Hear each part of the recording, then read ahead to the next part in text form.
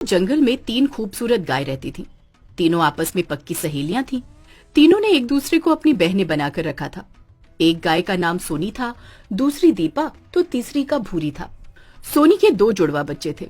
बच्चे बहुत ही नटखट और प्यारे थे।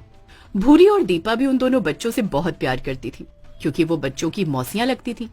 लेकिन जितना खूबसूरत ये जंगल था और जितनी खूबसूरत इस जंगल में गाय रहती थी, उतना इस जंगल में रहना आसान नहीं था।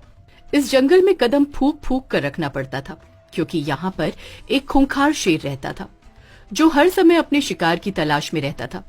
एक दिन की बात है, सोनी के बच्चे खेलते खेलते दूर निकल जाते हैं। अरे अरे, मेरे दोनों बच्चे कहाँ गए?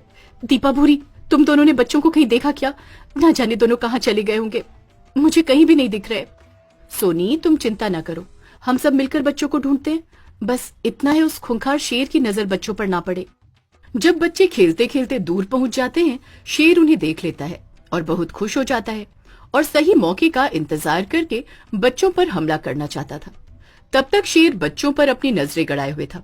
मौका पाते ही शेर एक बच्चे पर झपट पड़ता है और उसकी गर्दन को दबोच लेता है और दूर जाकर बच्चे को एक ही निवाले में निगल जाता है। दूसरा बच्चा शेर को देखकर घबराकर पेड़ के पीछे छुप जाता है और बहुत सहम जाता है। बड़ा ही मजा आया इस नन्हे बच्चे को खाकर, लेकिन मेरा तो पेट ही नहीं भरा। वो दूसरा बच्चा कहाँ गया? अब उसको खाकर ही मेरी भूख मिटेगी। शेर का एक बच्चे को खाकर पेट नहीं भरा था, अब वो दूसरे बच्चे को भी खाना चाहता था। इससे पहले कि शेर दूसरे बच्चे को भी खा जाता, बच्चा बड़ी मुश्किल से भागता हुआ अपनी माँ के पास आ पहुँचता है। ओ मेरे बच्चे, कहाँ गए थे तुम? और तुम्हारा भाई कहाँ है? माँ, हम दोनों भाई खेलते खेलते दूर चले गए थे। वहाँ एक बहुत ही खूंखार शेर था, जो भाई को मेरी आंखों के सामने मार के खा गया, और वो मुझे भी खाना चाहता था, पर मैं जैसे तैसे अपनी जान बचाकर वहाँ से भाग आया। नहीं, मेरे बच्चे के साथ ऐसा नहीं हो सकता। मैं उस शेर को छोड़ूंगी नहीं। सोनी अपने बच्चे के लिए बहुत रोती तड़पती है। साथ में भूरी और दीपा को भी सोनी के बच्चे के लिए बहुत दुख होता है। सोनी, तुम्हारे बच्चे के लिए हमें भी बहुत अफसोस है। वो सिर्फ तुम्हारा ही बच्चा नहीं था, हमारा भी था। हम भी उसकी मौसियां थी, लेकिन अब क्या ही कर सकते हैं। अभी हमें हिम्मत और समझदारी से काम करना होगा। वो शेर है, शेर से हमारा मुकाबला नहीं हो सकता। सोनी, शेर की नजर दूसरे बच्चे पर भी पड़ चुकी है। हमें उसे भी बचाना है, और उसके लिए हम खुले जंगल में नहीं रह सकते, क्योंकि खुले में वो किसी भी समय बच्चे के लिए आ सकता है और हमला कर सकता है। हमें एक मजबूत घर बनाना होगा, ऐसा घर जिसके अंदर वो शेर ना आ पाए। हाँ सोनी, शेर से बदला लेना इतना आसान नहीं है। जैसा दीपा कह रही है, हमें बिल्कुल वैसा ही करना होगा।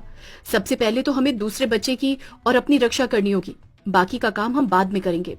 तीनों गायें अपने लिए एक मजबूत घर बनाती हैं, जिसके अंदर वो लोहे का दरवाजा लगाती हैं। लेकिन दीपा बस दिन रात शेर से बदले की भावना अपने अंदर लेकर जीती है और सोचती है कि कब उसे मौका मिले तो वो अपने बच्चे का बदला शेर से ले सके। फिर एक दिन की बात है, शेर को बहुत भूख लगती है और वो गाय के दूसरे बच्चे की तलाश में उनके घर तक आ पहुंचता है।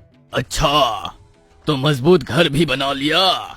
तुम्हें क्या लगता है, क्या मैं इस घर के अंदर नहीं आ सकता? अभी बताता हूँ। शेर जोर जोर से दरवाजा खटखटाने लगता है और गाय से दरवाजा खोलने को कहता है। शेर की आवाज सुनकर तीनों गायें बहुत घबरा जाती हैं। माँ, ये तो वही शेर है जो भाई को खा गया था। अब ये मेरे लिए आया है, मुझे भी खा जाएगा। तू घबरा मत मेरे बच्चे, मैं हूं ना, वो तुम्हारा कुछ भी नहीं बिगाड़ पाएगा। देखो बहनों, हमें इस समय घबराना नहीं है, हमें एकजुट होकर शेर से लड़ना है। हम तुमसे नहीं डरते हैं, तुम चाहे जो भी कर लो, हम दरवाजा नहीं खोलेंगे। अच्छा, तो तुम्हें क्या लगता है, मैं इस दरवाजे को तोड़ नहीं सकता? मैं अपने एक ही पंजे मारूंगा तो ये दरवाजा टूट जाएगा।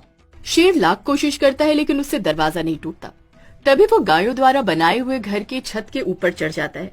उसे चिमनी का ढक्कन दिखता है। शेर सोचता है कि चिमनी के अंदर से घुसकर नीचे जाकर गाय के बच्चे को और तीनों गाय को खाकर अपनी भूख मिटा लेगा। अब देखो कैसे अंदर जाकर तुम सबको खाता हूँ मैं। ये तो हमारी छत के ऊपर आ गया और ये चिमनी के अंदर घुसने की कोशिश कर रहा है। भूरी, तुम घबराओ मत। सोनी, तुम शेर से बदला लेना चाहती थी ना, तुम्हारा बदला लेने का समय आ गया है। इस चिमनी के अंदर और लकड़ियां डालो और आग जलाओ, जिससे ये नीचे आते ही आग से जलने लगे और जलकर मर जाएगा। तीनों गाय चिमनी में खूब लकड़ियां डालकर आग जलाती हैं।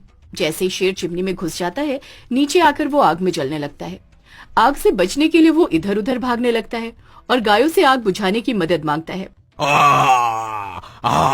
बचाओ बचाओ, मैं जल रहा हूँ, मेरे ऊपर ठंडा पानी डालो, आग बुझाओ। तुझे बचाएं हम?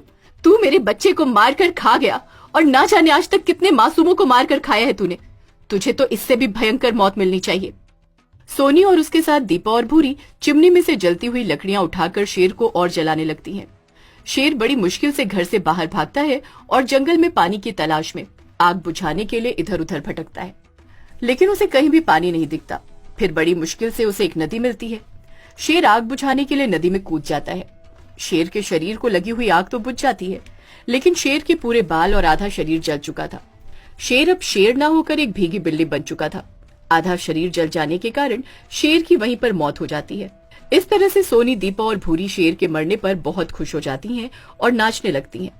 सोनी बहुत खुश थी कि उसने अपने बच्चे की मौत का शेर से बदला ले लिया। शुक्र है भगवान का, ये शेर मर गया। कम से कम अब सभी चैन से तो जी सकेंगे।